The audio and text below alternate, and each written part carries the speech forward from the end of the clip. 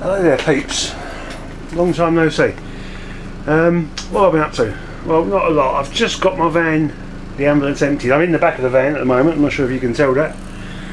I've literally just got it emptied out of furniture, apart from the wardrobe there. I'll cut in a picture in a while of what was in the back of this and is now in my garage. I've still got a few bits to move out. It's making working in the back of here difficult, but I'm getting a few bits and pieces done. I'm not sure if I've actually gone through everything I've done, just switching the electrics on there. But can we turn these lights off? No, I've unplugged the controls. The controls that were on that wall are now unplugged and are sitting up in this cupboard somewhere. They may actually be plugged in. I doubt it. No, I haven't plugged them in, so everything's being controlled by the cab. Right, so what have I been up to? Well, not a lot. I've put a divider. Not sure how well you can see that. I've put a divider in the cupboard there. After a few trips to Swansea and back, what I did notice was that when you got to where you were going, everything in that entire cupboard was there in a big pile. So I've put a divider in that cupboard. I've scribed it in, mounted it using the original mounting blocks from the cupboards that were already in the front of the van. I've also done the same down in this cupboard. I've started doing these cupboards down here. Well, you can see that it's all a bit crowded in here with all this furniture, I'm afraid. There's a divider in there. These will all open like that one is there. So I've put dividers in to keep things separate. Fiddly little job. I found the best way to do it was to basically make a scribe template. I'm not sure whether you can see that. This I scribed in. It's not going to fit because this is in the way. But when that I've basically scribed into the ceiling there. The good thing about converting an ambulance is that this angle is the same all round the van. The walls are all vertical. This angle matches all round the van. This is what I use for cutting these interior dividers in the cupboards. I've basically, you can see the joint. I think you can see the joiner there. And I've just cut a slot in it and slid the board into there. So one tip I would say is make yourself a master template, and then you can just use that angle there and use it again and again and again. You don't need to keep doing it. Unlike when you convert a van, the angles don't change as you get towards the back of the van, they stay the same. So that's not an issue. Right, one little thing I've done in the back of the van. You see that get brighter? I've got my LED strip in there. And what I've done is on the end, I've put a little switch on so I can have both on. If I want just a little bit of slightly less starkness, bit of mood lighting, I can switch the inner one off. Unfortunately at the moment I've also got the main lights running, so you can't really, you can see the difference. There I've got the fluorescent tube and both LED strips on, so it's like extra bright in here at the moment, but I've got the batteries charging up, so I've got it running on scene arrival mode. So I've basically got the keys in my pocket. The throttle doesn't work, it just sits there and idles, it's just charging the batteries up. So what I've done on this roof light is the main switch for it, which is here. What I've done is I've run the live into the middle, and then I've run the live up to the ceiling lights off of that side, so when the switch is switched up, the live comes in the middle and out that end. When the switch is switched down, the live comes in the middle and out that end, which runs to this. It's not permanently fixed obviously because I've got to put a gas locker in there, which comes to this down light here. So it's either or. Ceiling lights or reading light. You can have one or the other on, not both at the same time. The plus point of that is I only need to run one live wire for both circuits. It just means you can't have both circuits on at the same time. But if I'm in bed reading and need a reading light, I don't have the roof lights on. When I want to go to sleep, I can switch that light off independently. Now there's no lights on. That saves on running cables from the front to the back. Now, speaking of running cables from the front to the back, I was being all cocky when I was wiring all this in, saying how simple it was because I've got a metal bodied ambulance and I can use localised earth points. Well, I've gone and bought myself, on the recommendation of Crifton Campers, I've gone and bought myself a battery monitor and shunt. There's the shunt in there. This is one of them live unbox therapy videos. I fucking hate these things. Anyway, there's the battery monitor. It's obviously not wired up at the moment.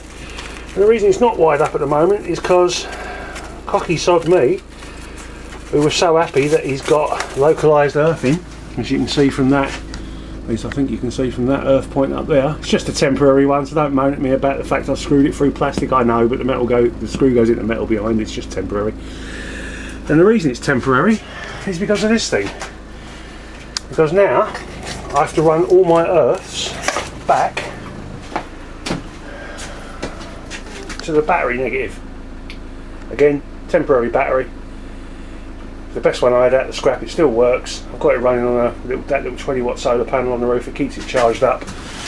It keeps the voltage at about 13.6. Here you can see it's at 13.4 at the moment. I've got a little 20 watt panel up on the roof. It's not going for a charge controller. I'm sure some people will complain about that. But it doesn't really put out enough power to take that battery above 13.8, which is about what the alternator keeps it at anyway. So I've just got it left plugged in just to keep that battery above 13 volts, keeps it stable. So anyway, now I've got to take all my earth points back to the battery, which means I've now got to put all the earth points in that back corner.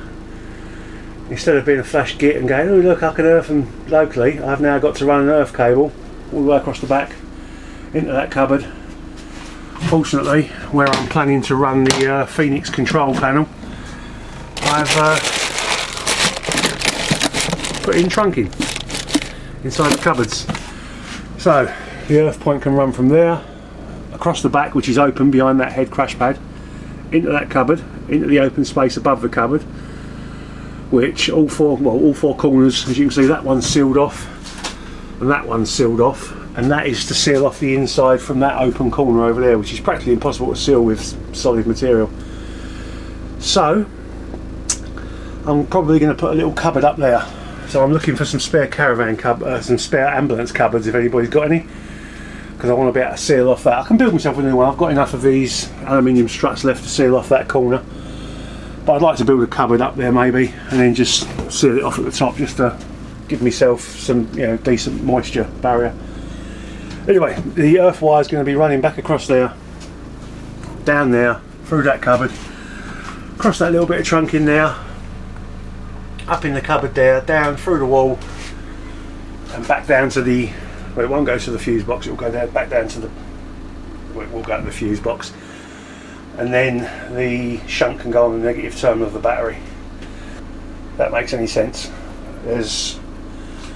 The shunt goes in between the battery negative and the negative cable, and then you have to run a positive from it to run the sensor to the positive of the battery, which is why it has to go on the negative side.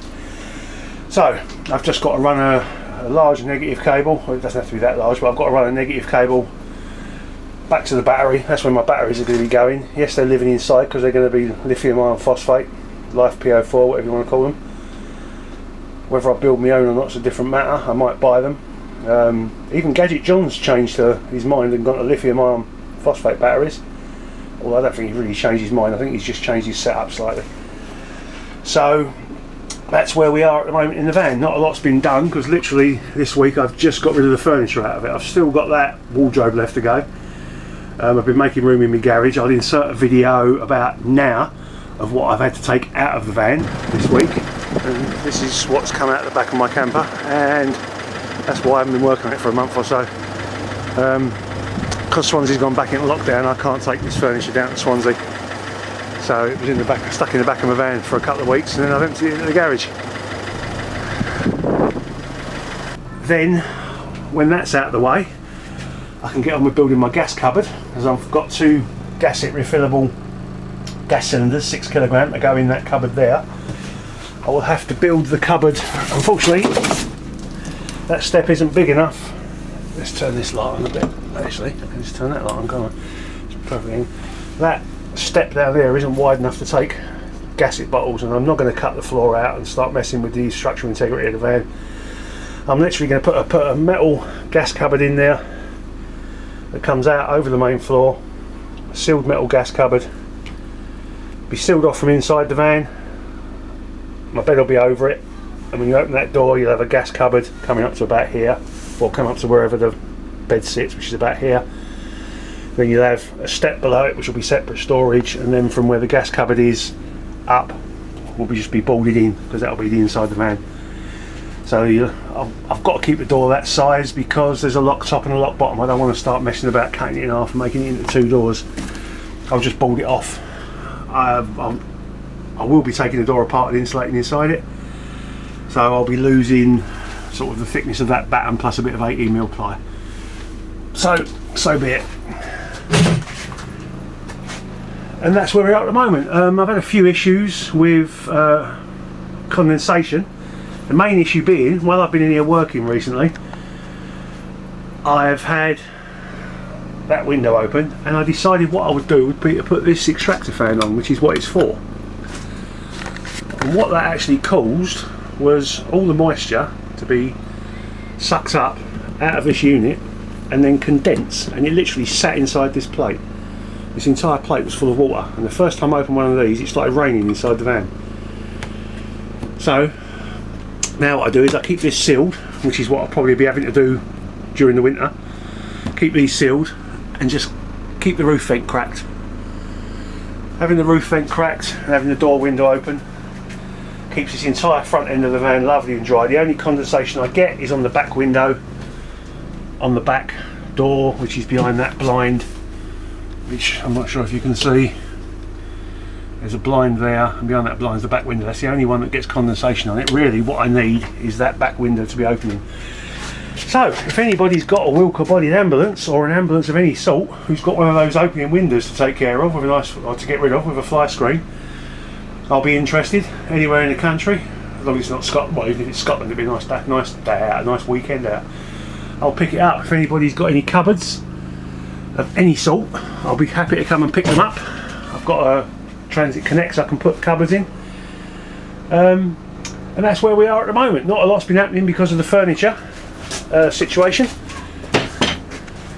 Let's say that's getting squared away now. That's all going in my garage, so I can start getting back in here again. I feed a temporary interior light. I bought these in Lidl's, $2.99 for 2 of them. Really can't grumble. They come with batteries as well. They're bright as you want. LED, $2.99 for 2. Not going to argue with that. What else have I been buying? As I said, I've been buying stuff, and I wouldn't do an unboxing, but I might do an unbagging or a debagging. It sounds like I'm at Oxford, doesn't it? I bought this. This is going to go in the locker along with the 3rd running battery system. And it is a bloody great twin cylinder air pump. I bought this from a company called 4b.co.uk. They obviously, well, as the name implies, they mainly do 4x4 stuff, and it's a bloody great pump. This is going to be situated in the locker down there, of which there'll be a battery, a jump point, then that pump, and then the diesel heater, all in that side cupboard.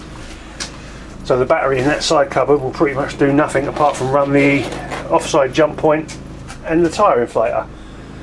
It's got a 30-minute run time, it's got auto shutdown for overheat, it'll pump up to 150 psi, and it comes with all sorts of nice things like a air hose, tyre valve, obviously a pressure valve, needles to, start footballs, I suppose. Not that I play football. I look too much like a football to play football anymore. It's got a quick release on it. It was, I believe, £85 including postage, 79 quid plus postage. It really is a lovely bit of kit. Comes with its own fuse built in. I'll be getting rid of these clamps, and this is going to be bolted in permanently on cotton reel bushes, mini exhaust hanging bushes. We'll go through that, and it'll be bolted into the floor of that cabinet. And I'll have my own onboard tyre inflation, which I thought was rather nice. Plus it gives me something to use that locker for. I was either going to do that, or I was going to use the locker for putting a water tank in and keeping it heated with the diesel heater. Another couple of things I've picked up when I go to the garage shot that you've already seen just before. I know if you're confused, I'm just as confused. You'll see a couple of stainless steel tanks I've picked up, which I may use. I'm not sure. I picked them up. I refloated a boat the other day, literally. Serviced the engine, got it running again, changed the oil in the gearbox. Obviously we pumped it free of water, floated it again. And I've got the water tank and the fuel tank in stainless steel out of it. They're a bit on the large size, and they're a bit of an odd shape, but I might get to use them because it seems a shame to waste them, because they're probably, if I was to go out and buy them, it'd probably cost me 350 odd quid. So I may use them, I may not. But you'll see them in a video which I'll insert now, which will be part of the video that I inserted before. Right, one of the bonuses of floating that sunken boat was I got these two tanks. Stainless steel tanks. I mean, they were built in the 1960s when the boat was built. I think it's a 1968 boat. This one I believe is the fuel tank. No, this one's the water tank. It's got the copper fittings on it. This is the water tank out the back of the boat. Still perfectly fine. Whether I use it as a water tank, or whether I use them both as fuel tanks in my camper, or whether I use them both as water tanks, I don't know. I mean, that's had petrol in it, which you don't really want to use that as a fuel tank, but I could use it as a grey tank if I can find somewhere to sling it. That did spend a good couple of months underwater, but it was stilled from the river water, and it's fine. It doesn't leak. Obviously it's not rusty because it's really old, well-made 1960s stainless steel. Yeah, anyway, I think that's enough of me waffling. I've got some roof material I'm trying out, which you can see there. Thought I'd see how that goes. It almost matches the cupboards. It's not too dark. Obviously with the size run I've got to do a run front to back, and the only joiners that will be seen will be here at these joiners, which I've already taken down to run some wires through. So what I'll do is I'll take them off, plastic primer them, and paint them a different colour from white, and then that'll be the ceiling done. Hopefully I'm going to find somewhere where I can finally get some UPVC sheet to fill this. I went to my local ambulance station and asked them, and they're going to find out an address for me of a place where they get their spares from. Hopefully it's local, and I can go and pick up a sheet, and then I can cut in that rear panel there. I don't want to use plywood because it's going to get damp. This van's pretty well sealed, as I said to you before, when all the moisture collects up in that extractor fan. I know some of these ambulances aren't well insulated. This one is. I've had no condensation problems, and I've sat in here for 6-7 hours working, mainly cutting out the inside dividers in them cupboards, which was, I'm not very good with wood. I actually prefer working with plastic, but I don't want to use wood because it's going to get damp, it's going to warp. I know damn well if I fill in those, and I've got the ply here to do it, I can use this. I know damn well if I fill in these gaps with ply, that light's draining out. If I fill in these gaps with ply and cover the ceiling, the ply will warp, and I'll end up with a warped bit of ceiling. So I want to wait until I can find some UPVC to fill these holes in. I should trim this back further and then screw in the UPVC to the aluminium battens. Yes, I know that will cause a cold bridge, but it will then be covered by vinyl on top. And no insulation job is perfect, no matter what anyone says, so you just do what you can. Anyway, that's it for an update on the van, which isn't really much of an update. I've only actually done 2 things, 3 things if you count the light. But things are going to be moving on soon. I've got the van emptied, I can get back to doing stuff, hopefully, if I can find some UPVC sheet. I'm waiting for the local ambulance. It's an ambulance station come garage up at local hospital. I'm waiting for them to get back to me. They said if they haven't got back to me by the weekend to pop up and see them, so I will do. And that's it for this overly complicated, over talked about for not a lot of content update. I will promise, fingers crossed, legs crossed, eyes crossed, get some work done soon, and I'll see you soon, peeps. Ta-da.